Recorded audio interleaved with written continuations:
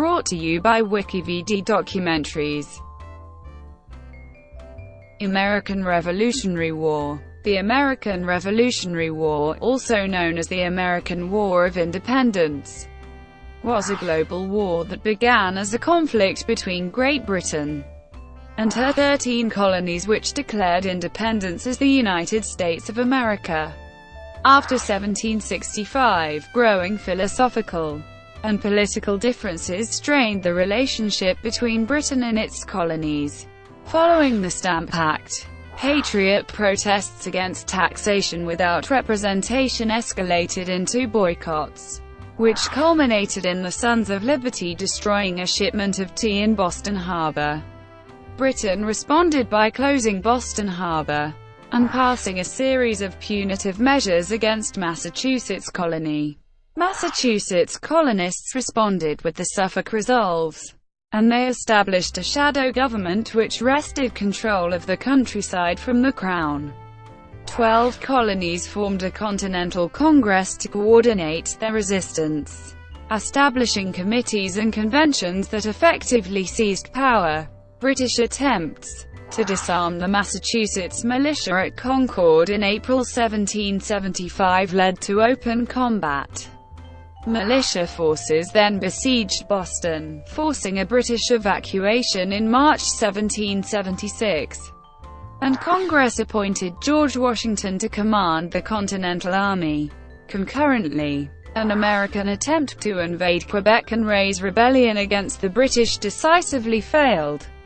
On July 2, 1776, the Continental Congress voted for independence, issuing its declaration on July 4. Sir William Howe launched a British counter-offensive, capturing New York City and leaving American morale at a low ebb. However, victories at Trenton and Princeton restored American confidence. In 1777, the British launched an invasion from Quebec under John Burgoyne, intending to isolate New England. Instead of assisting this effort, Howe took his army on a separate campaign against Philadelphia, and Burgoyne was decisively defeated at Saratoga in October 1777. Burgoyne's defeat had drastic consequences. France formally allied with the Americans and entered the war in 1778, and Spain joined the war the following year as an ally of France, but not as an ally of the United States. In 1780, Mysore attacked the British in India, and tensions between Britain and the Netherlands erupted into open war. In North America, the British mounted a southern strategy, led by Charles Cornwallis, which hinged upon a loyalist uprising, but too few came forward. Cornwallis suffered reversals at Kings Mountain and Cowpens. He retreated to Yorktown, Virginia, intending an evacuation, but a decisive French naval victory deprived him of an escape. A Franco-American army led by the Comte de Rochambeau and Washington then besieged Cornwallis's army and, with no sign of relief, he surrendered. Whigs in Britain had long opposed the pro-war Tories in Parliament, and the surrender gave them the upper hand. In early 1782, Parliament voted to end all offensive operations in North America, but the war continued in Europe and India. Britain remained under siege in Gibraltar, but scored a major victory over the French Navy. On September 3, 1783, the belligerent parties signed the Treaty of Paris, in which Britain agreed to recognize the sovereignty of the United States and formally end the war. French involvement had proven decisive, but France made few gains and incurred crippling debts. Spain made some minor territorial gains, but failed in its primary aim of recovering Gibraltar. The Dutch were defeated on all counts and were compelled to cede territory to Great Britain. In India, the war against Mysore and its allies concluded in 1784 without any territorial changes. Early seeds. In 1651, the Parliament of England sought to regulate trade in America by passing the Navigation Acts, ensuring that trade only enriched Britain.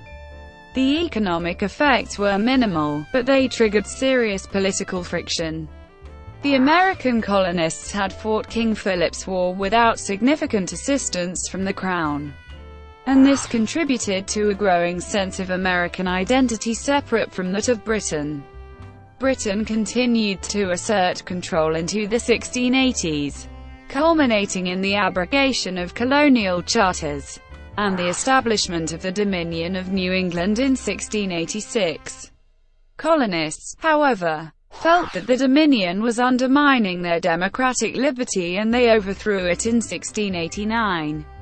The Crown made no attempt to restore it.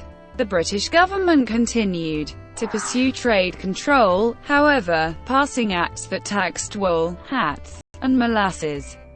The Molasses Act of 1733 was especially egregious to the colonists, as a significant part of colonial trade relied on the product. The taxes severely damaged the local economy, and consequently they were rarely paid. Smuggling, bribery, piracy, and intimidation of customs officials became commonplace.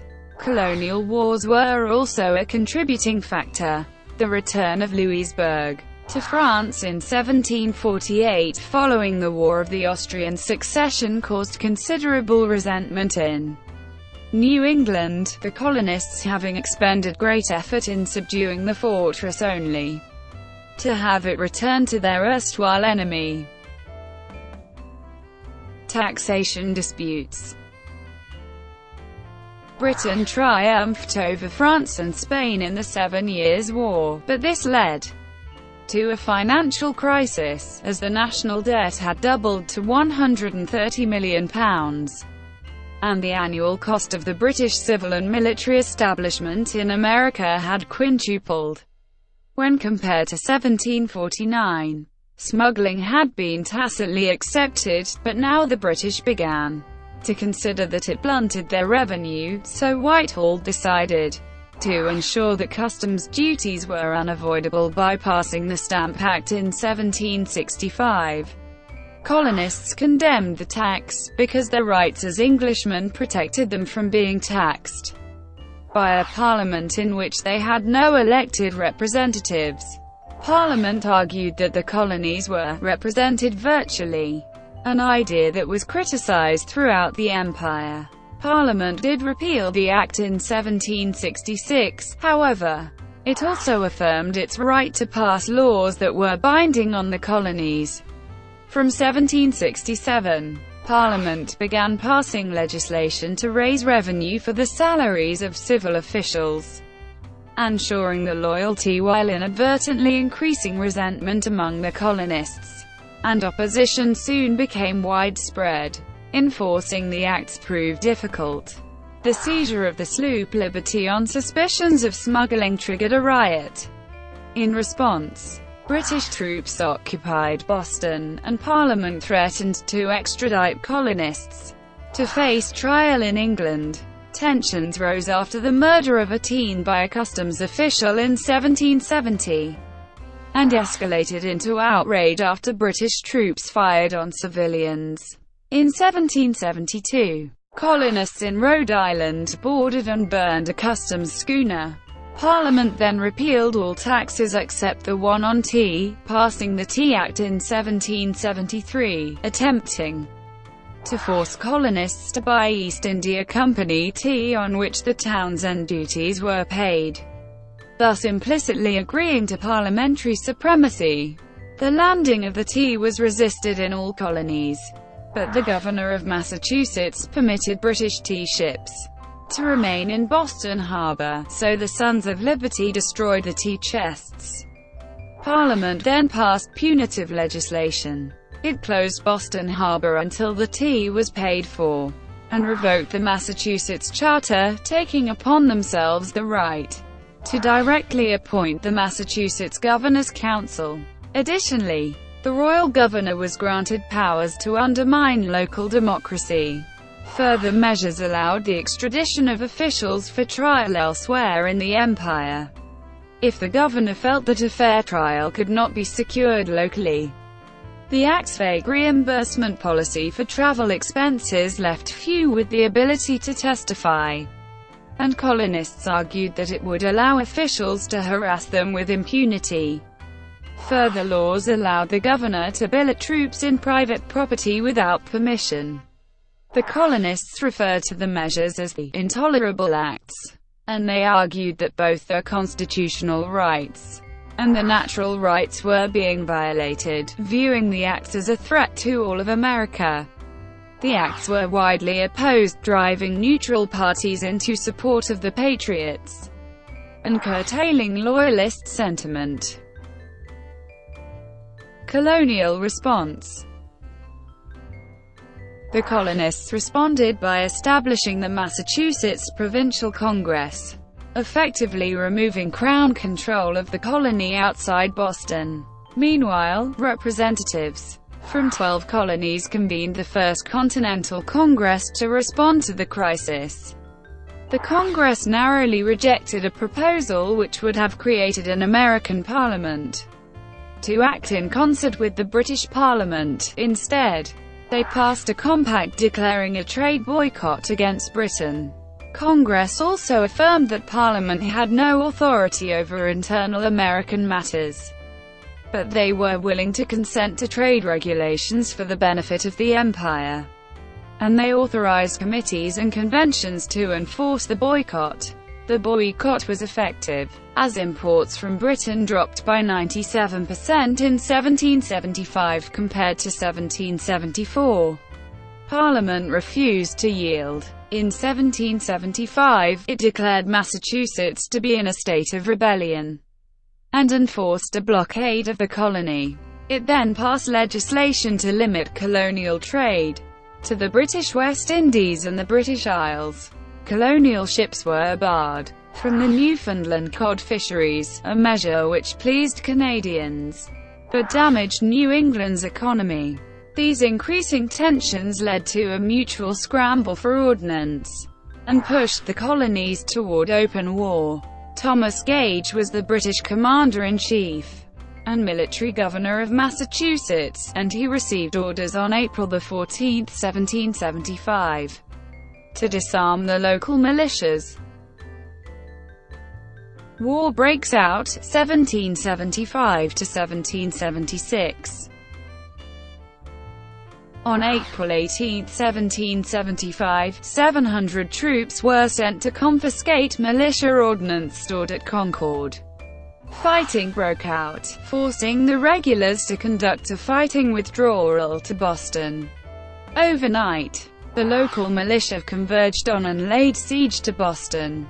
On March 25, 4,500 British reinforcements arrived with 3 senior generals, William Howe, John Burgoyne, and Henry Clinton. On June 17, the British seized the Charlestown Peninsula after a costly frontal assault, leading Howe to replace Gage. Many senior officers were dismayed at the attack, which had gained them little, while Gage wrote to London stressing the need for a large army to suppress the revolt.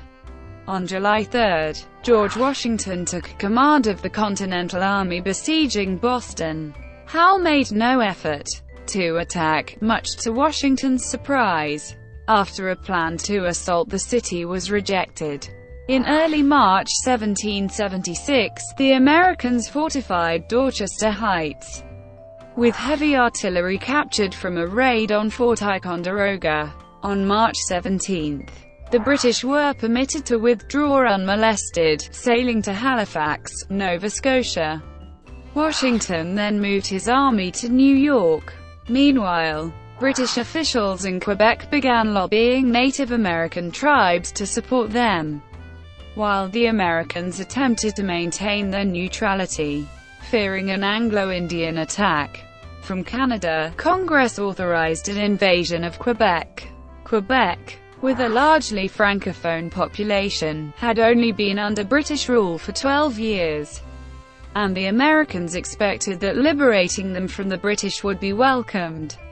After an arduous march, the Americans attacked Quebec City on December 31, which was decisively defeated. After a loose siege, the Americans withdrew on May 6, 1776. A failed counter-attack on June 8 ended American operations in Quebec.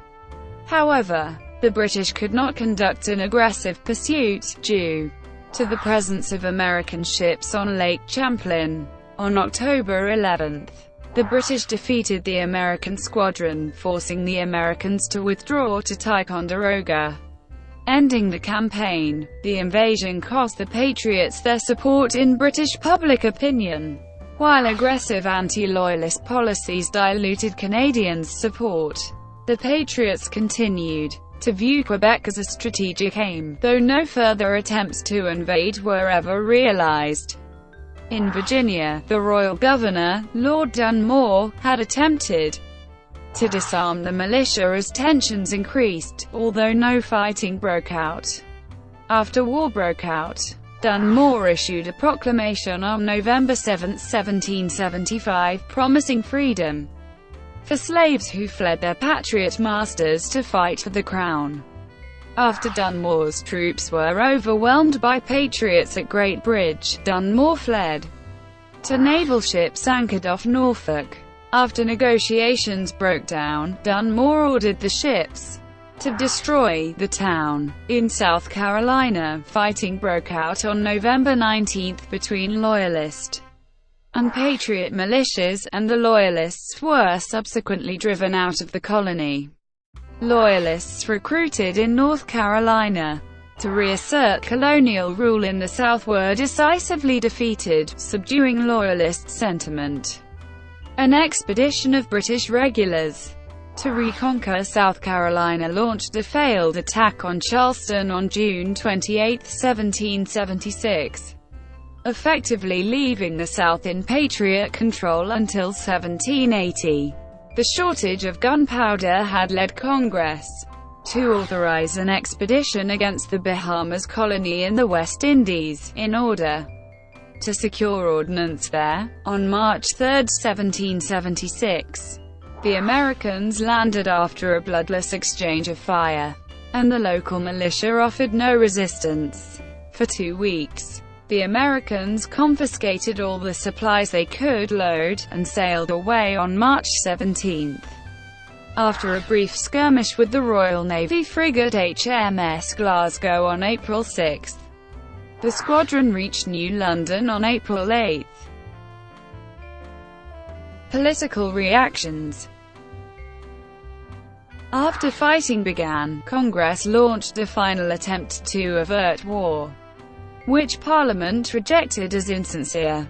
King George III then issued a proclamation of rebellion on August 23, 1775, leading to an emboldening of hitherto weak support for independence in the colonies. After a speech by the King, Parliament rejected to oppose coercive measures on the colonies by 170 votes. British Tories refused to compromise, while Whigs argued current policy would drive the colonists towards secession.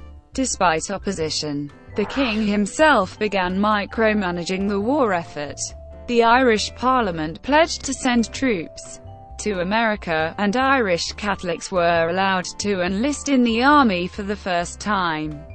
Irish Protestants favored the Americans, while Catholics favored the King. Militarily, the initial hostilities was a sobering lesson for the British, causing them to rethink their views on colonial military capability. The weak British response gave the Patriots the advantage. The British lost control over every colony. The army had been kept deliberately small since 1688 to prevent abuses of power by the King. Parliament secured treaties with small German states for additional troops, and, after a year, were able to send an army of 32,000 men to America, the largest it had ever sent outside Europe at the time. In the colonies, The success of Thomas Paine's pamphlet Common Sense had boosted public support for independence.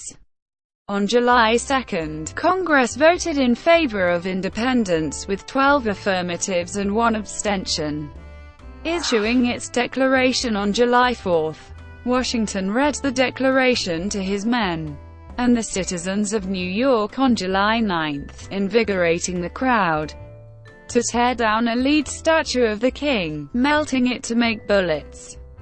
British Tories criticised the signatories for not extending the same standards of equality to slaves. Patriots followed independence with the test laws, requiring residents to swear allegiance to the state in which they live, intending to root out neutrals or opponents to independence. Failure to do so meant possible imprisonment, exile, and, in some cases, death.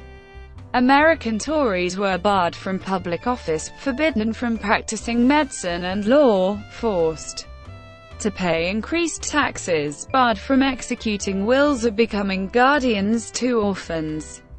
Congress enabled states to confiscate Loyalist property to fund the war, and offered them a choice between swearing loyalty to the Republic, or either face exile, or forfeit the right to protection.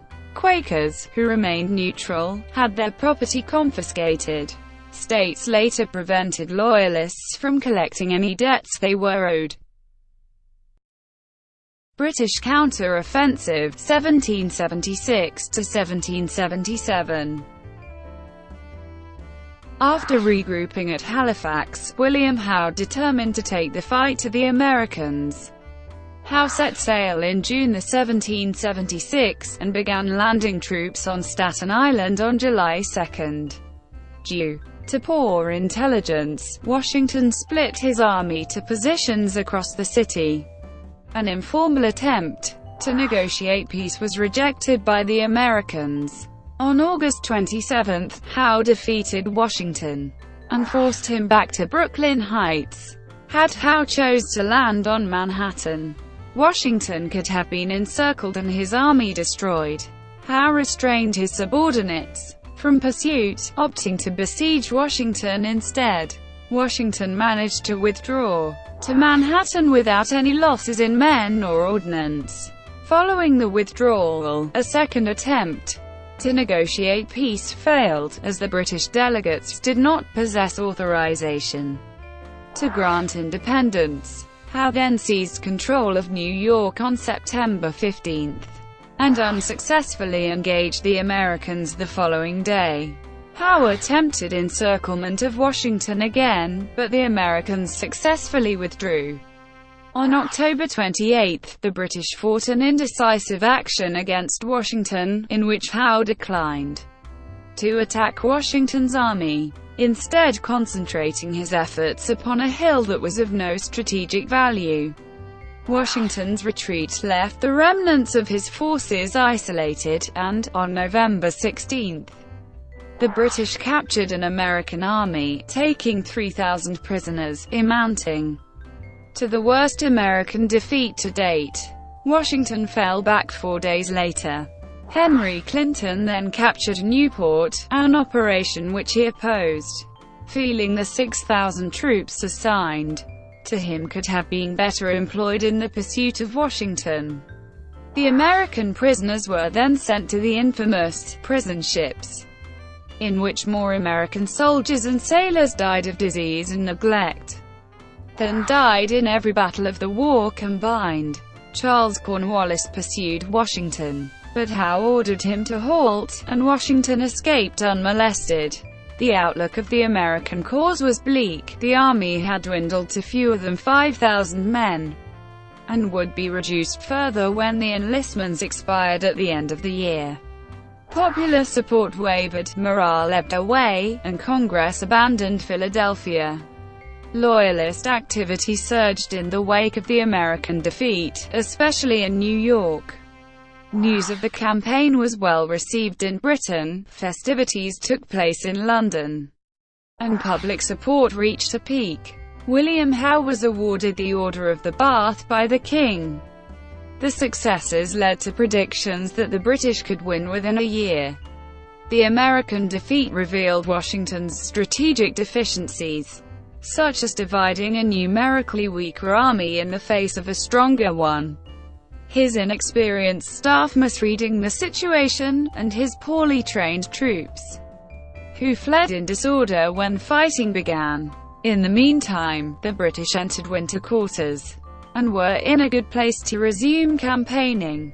On December 25, 1776, Washington stealthily crossed the Delaware, and overwhelmed the Hessian garrison at Trenton the following morning, taking 900 prisoners.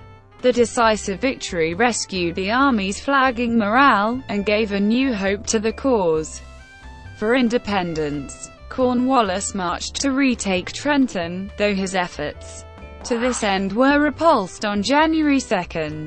Washington outmaneuvered Cornwallis that night, and defeated his rearguard the following day. The victories proved instrumental in convincing the French and Spanish that the Americans were worthwhile allies, as well as recovering morale in the army. Washington entered winter quarters at Morristown on January 6, though a protracted guerrilla conflict continued. While encamped, Howe made no attempt to attack, much to Washington's amazement.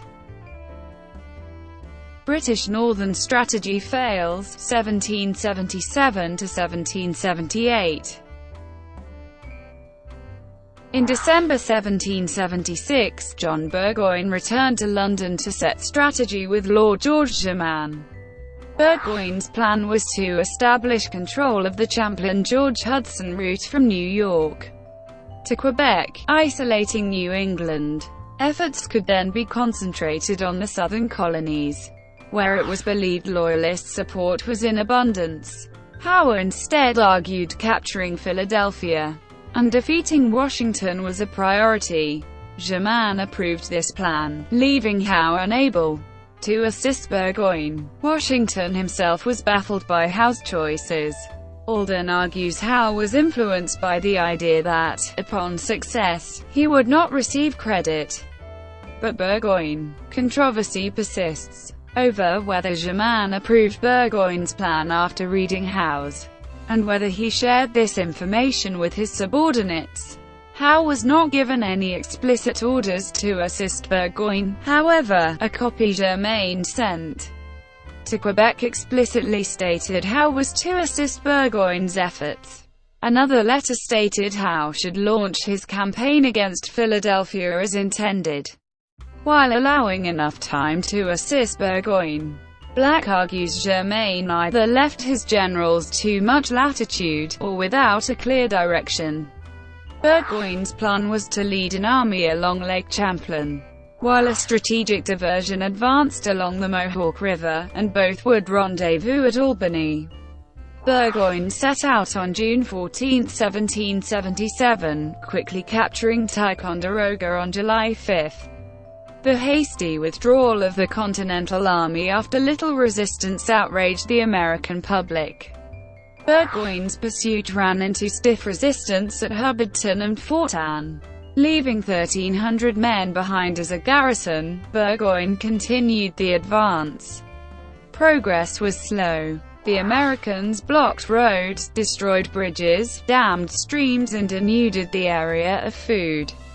Meanwhile, Barry Street, Ledger's diversionary column laid siege to Fort Stanwix. St. Ledger withdrew to Quebec on August 22 after his Indian support abandoned him.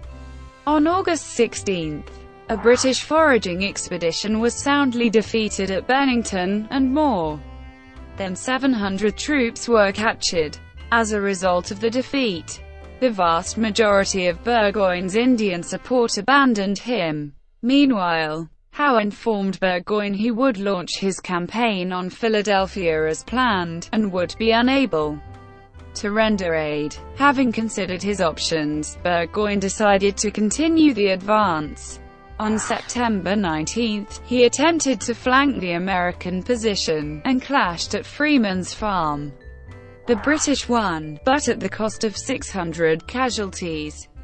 Burgoyne then dug in but suffered a constant hemorrhage of deserters, and critical supplies were running low. Henry Clinton did capture two key forts on October 6 to divert American resources, though he turned back 10 days later. Meanwhile, the American army was growing in size daily, swelling to some 15,000 men. On October 7, a British reconnaissance in force against the American lines was repulsed with heavy losses. Burgoyne then withdrew with the Americans in pursuit, and by October 13, he was surrounded. With no hope of relief and supplies exhausted, Burgoyne surrendered on October 17. 6,222 soldiers became prisoners of the Americans. The decisive success spurred France to enter the war as an ally of the United States, securing the final elements needed for victory over Britain, that of foreign assistance. Meanwhile, Howe launched his campaign against Washington, though his initial efforts to bring him to battle in June 1777 failed. Howe declined to attack Philadelphia overland via New Jersey, or by sea via the Delaware Bay, even though both options would have enabled him to assist Burgoyne if necessary. Instead, he took his army on the time-consuming route through the Chesapeake Bay, leaving him completely unable to assist Burgoyne. This decision was so difficult to understand. Howe's critics accused him of treason. Howe outflanked and defeated Washington on September 11, though he failed to follow up on the victory and destroy his army. A British victory at Willerstown left Philadelphia defenseless, and Howe captured the city unopposed on September 26. Howe then moved 9,000 men to Germantown, north of Philadelphia. Washington launched a surprise attack on Howe's garrison on October 4, which was eventually repulsed. Again, Howe did not follow up on his victory, leaving the American army intact and able to fight. Later, after several days of probing American defenses at White Marsh, Howe inexplicably ordered a retreat to Philadelphia, astonishing both sides. Howe ignored the vulnerable American rear, where an attack could have deprived Washington of his baggage and supplies.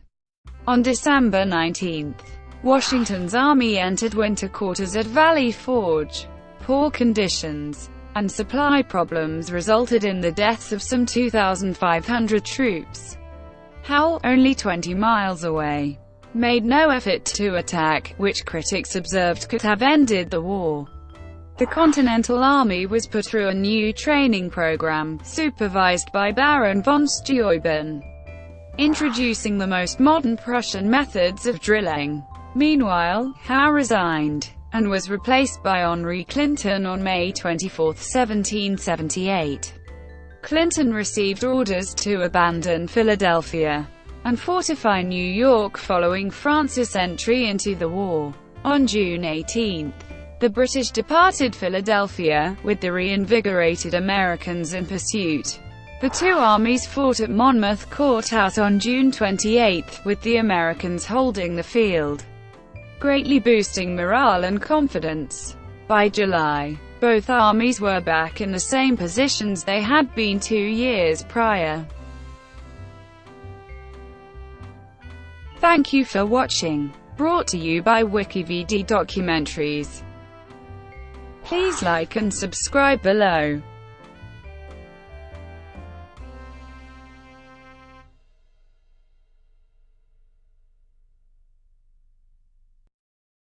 Please like and subscribe below.